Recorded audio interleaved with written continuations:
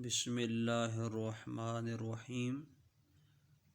الصلاۃ والسلام علیک یا سیدی یا رسول اللہ۔ قال اللہ تعالی فی القرآن المجید وَإِن كُنتُمْ جُنُبًا فَاطَّهِّرُوا۔ اللہ تعالیٰ قرآن پاک میں ارشاد فرماتے ہیں، اور اگر تمہیں نہانے کی حاجت ہو تو خوب صاف ستھرے ہو جاؤ، یعنی غسل کرنا اس آیت سے، قرآن کی اس آیت سے ثابت ہے۔ پہلے ہم غسل کے فرض پڑھ چکے ہیں، آج غسل کا مسنون طریقہ ہم پڑھیں گے۔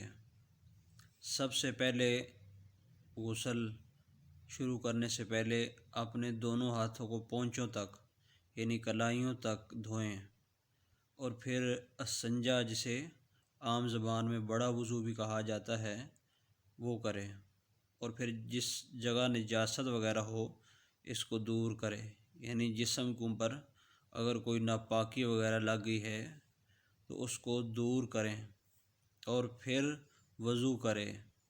اب وضو کرنا بھی سنت ہے، اور وضو کے بعد 3 مرتبہ دائیں مونڈے پر، یعنی پہلے 3 دفعہ اپنے دائیں مونڈے پر پانی ڈالیں، اور پھر 3 مرتبہ بائیں مونڈے پر پانی ڈالیں، یعنی پہلے سیدھے کندھے پر اور پھر الٹے کندھے پر 3 مرتبہ پانی ڈالنا، یہ سنت ہے۔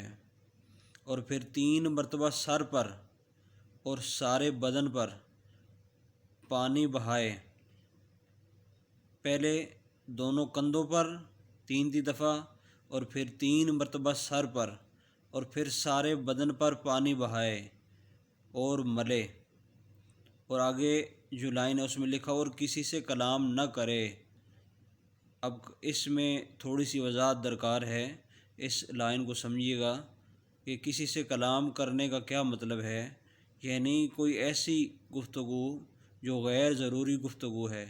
ہاں، اگر کوئی نہا رہا ہو اور اندر پانی ختم ہو جائے واش روم کے اندر، اور اتنا کہنا کسی کو کہ موٹر چلا دیجیے گا، یہ تو مجبوری ہے، لیکن اندر جا کر اور فضول گفتگو کرنا وہ بالکل شرعاً منع ہے، اور اللہ اور اس کے رسول کا نام لینا وہ تو بالکل ہی منع ہے۔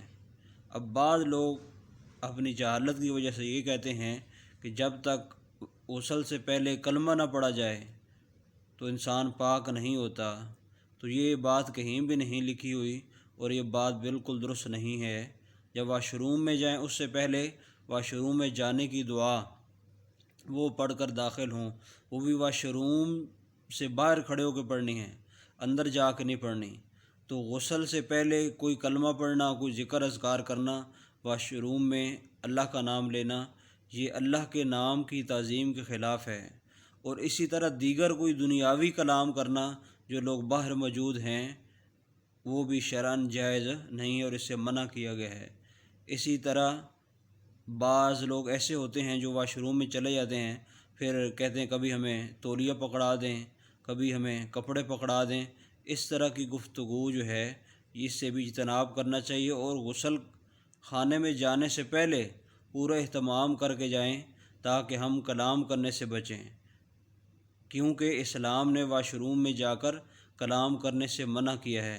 تو اللہ تعالی ہمیں حضور کی پیاری پیاری سنتوں پر عمل کرنے کی توفیق دے، اور سنت کے مطابق اللہ غسل کرنے کی توفیق عنایت فرمائے۔